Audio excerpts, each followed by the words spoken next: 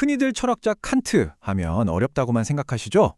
그런데요, 이 칸트가 아름다움이라는 아주 특별한 다리를 놓아서 서로 전혀 상관없어 보이는 두 개의 세계를 연결했다고 한다면 어떨까요? 그의 세 번째 비판서, 판단력 비판을 통해 그 놀라운 생각의 다리를 한번 같이 건너가 보시죠. 여러분, 영화 포레스트 검프를 기억나시죠? 거기서 댄 중이는 전쟁으로 두 다리를 잃고 완전히 절망에 빠져 신을 저주하잖아요. 그리고는 미친 듯이 폭풍우가 몰아치는 바다 한가운데서 신을 향해 울부짖죠. 그런데 정말 이상하게도 그 폭풍이 지나간 뒤 그는 고요한 수평선을 바라보면서 어떤 평화를 얻고 초월적인 무언가를 받아들입니다.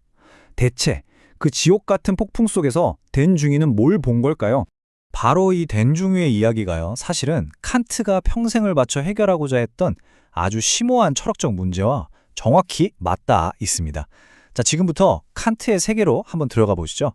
칸트에 따르면 우리는 두 개의 완전히 다른 세계에 동시에 발을 딛고 살아가고 있습니다. 첫 번째는 우리가 눈으로 보고 경험하는 사실의 세계입니다. 과학의 세계라고 할 수 있겠죠. 자연 법칙이 지배하는 아주 차갑고 객관적인 현실, 있는 그대로의 세상이죠. 이게 바로 그의 첫 번째 책, 순수이성 비판의 무대였고요. 그리고 또 다른 하나는 우리 마음속에 있는 도덕의 세계입니다. 이건 옳아, 저건 틀렸어 라고 말하는 우리 내면의 목소리, 마땅히 해야만 하는 당위의 세계. 이건 그의 두 번째 책, 실천이성 비판의 주제였습니다. 자, 근데 진짜 문제가 뭐냐면요.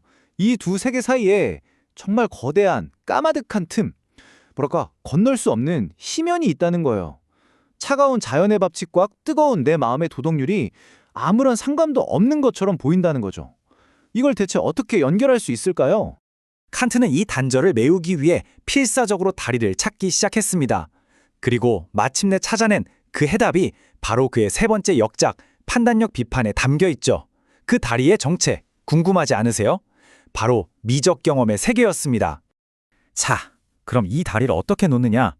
칸트가 꺼내든 비밀 도구가 바로 반성적 판단이라는 겁니다. 이게 뭐냐면요, 우리가 보통 사과는 빨갛다처럼 이미 있는 규칙에 대상을 끼워 맞추는 판단과는 좀 달라요. 반성적 판단은 그 반대예요. 예를 들어 우리가 난생 처음 마라탕을 먹어봤다고 쳐요. 이걸 뭐라고 표현해야 할지 모르겠을 때 이건 맵고 얼얼하고 알싸한 맛이네? 하고 스스로 새로운 개념을 만들어내는 능력, 바로 이게 반성적 판단입니다. 바로 이 반성적 판단이라는 능력을 통해서 우리가 마주하게 되는 두 가지 엄청난 경험이 있습니다. 그게 바로 아름다움과 숭고함이에요. 네, 이 두 가지가 바로 그 거대한 틈을 메울 다리의 핵심 재료가 되는 거죠. 먼저 아름다움은 우리한테 꽤 익숙하죠? 아주 직관적이에요. 길가에 핀 예쁜 꽃을 봤을 때 와, 예쁘다 하고 느끼는 순수한 기쁨 있잖아요. 어떤 이해타산 없이 그냥 그 조화로운 형태 자체로 기분 좋아지는 거. 그게 바로 칸트가 말하는 미, 즉 아름다움입니다. 자, 그런데 숭고함은 아름다움과는 차원이 다른 경험입니다. 훨씬 더 복잡하고 격렬하죠. 여기 표를 한번 보세요. 진짜 재미있는 게 뭐냐면요, 숭고함의 시작은 기쁨이 아니라 불쾌감, 심지어 공포라는 거예요. 아름다움이 잔잔한 즐거움이라면 숭고함은 공포로 시작해서 엄청난 경외감으로 끝나는 그야말로 한편의 반전 드라마 같은 감정인 거죠. 칸트는 이 숭고함을 또 두 가지로 나눕니다. 첫 번째는 수학적 숭고. 이건 끝없이 펼쳐진 밤하늘의 별이나 망망대해를 봤을 때처럼 그 압도적인 크기 앞에서 와, 내가 정말 작구나 하고 느끼는 거예요. 두 번째는 역학적 숭고. 이건 훨씬 더 무섭습니다. 모든 걸 집어삼킬 듯한 폭풍이나 용암을 뿜어내는 화산처럼 자연의 어마어마한 힘 앞에서 느끼는 공포, 바로 그겁니다. 자, 그럼 이 숭고함이라는 감정이 우리 마음속에서 어떤 과정을 거치는지 한번 따라가 보죠. 이게 진짜 기가 막힙니다. 먼저 압도적인 자연과 딱 마주칩니다. 그럼 당연히 와, 나 진짜 아무것도 아니네, 무섭다, 이런 무력감과 공포를 느끼죠. 이건 불쾌한 감성이에요.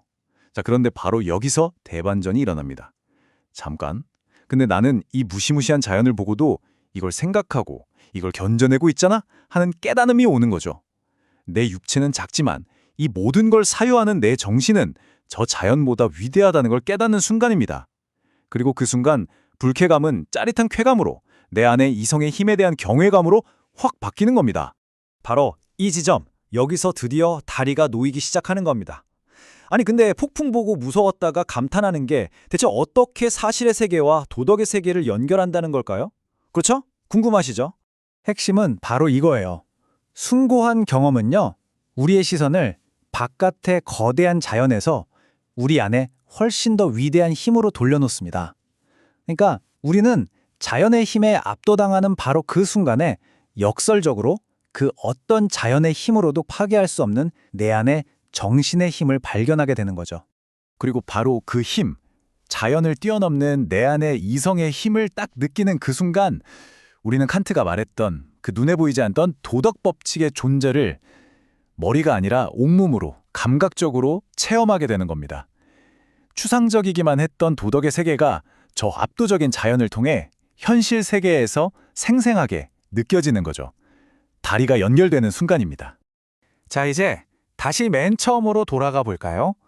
댄중이 이야기요. 그는 과연 폭풍 속에서 뭘 봤던 걸까요? 이제 우리는 칸트라는 안경을 쓰고 그의 경험을 훨씬 더 선명하게 이해할 수 있게 됐습니다.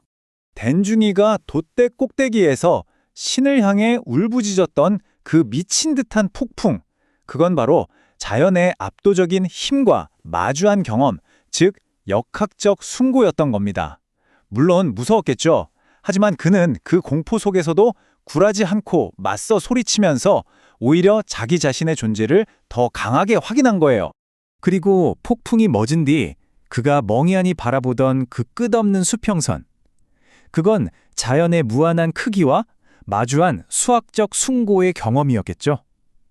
그 거대함과 고요함 속에서 그는 비로소 자기 자신을 깊이 들여다볼 수 있었던 겁니다. 그러니까 진짜 중요한 결론은 이거예요. 댄중이가 그 폭풍 속에서 발견한 건 어떤 바깥에 있는 신이 아니었다는 겁니다. 오히려 그는 그 어떤 폭풍에도 꺾이지 않는 자기 자신의 정신, 내면에 있는 불굴의 힘을 발견한 거예요. 외부의 초월자가 아니라 자기 안에 이미 존재하고 있던 그 도덕 법칙의 힘을 깨닫고 스스로 초월의 세계와 연결된 거죠. 이게 칸트식 해석입니다. 칸트의 이 유명한 묘비명은 오늘 우리가 나눈 이야기를 정말 완벽하게 요약해줍니다. 내 위에서 별이 빛나는 하늘, 즉 숭고함을 느끼게 하는 자연세계, 그리고 내 안의 도덕 법칙.